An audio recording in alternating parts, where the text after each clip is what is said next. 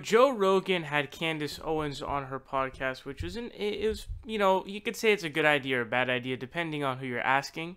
But what definitely was good about it is we got to get an insight of how stupid Candace Owens really is. Now we're going to be looking at a specific example of this, and I think that I'm going to essentially do this in multiple videos because there's a lot of things to kind of pick apart there that's super funny. But this one is something that's very important because a lot of people on the right will say this, and they don't know what they're talking about. So they were talking, Joe Rogan and Candace Owens were going at it on climate change because Candace Owens said, we don't need to protect the environment, we don't care, and she doesn't care, and she laughed at it, basically. But what we're going to be looking at here is she's going to say that the climate is always changing because the weather yesterday was different than today. Check it out. Real. It's happening. Well, the question but it's is why always has it happened? happened. Yes, it has always happened. So what is the climate change? Yes, the climate changes. It was different weather yesterday than it was today.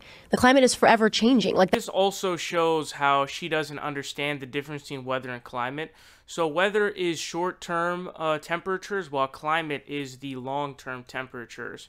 And this is something that Charlie Kirk, who's one of her good friends and her employer now, thinks as well, which is embarrassing. I did a video on that not too long ago. I can't recall exactly when it was, but it was pretty recent.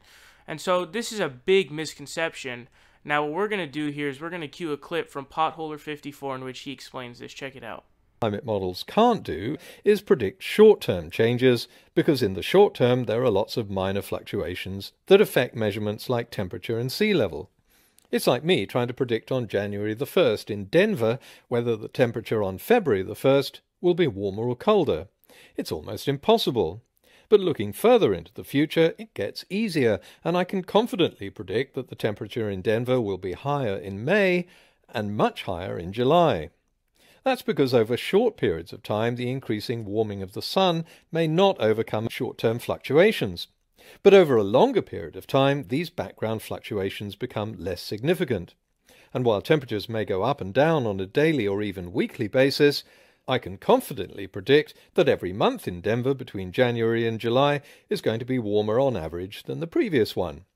So this, just so you guys know, weather and climate is not the same thing, and they are two different things. So climate change doesn't deal with everyday weather. So just because the weather is changing on a daily basis doesn't have anything to do with climate.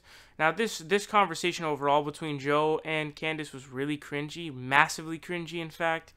There was a lot of different things that went on in it. I might talk about those things in another video, but basically she was denying fact when presented with it. When presented with fact, she would essentially say, just so you know, I don't believe in any of this.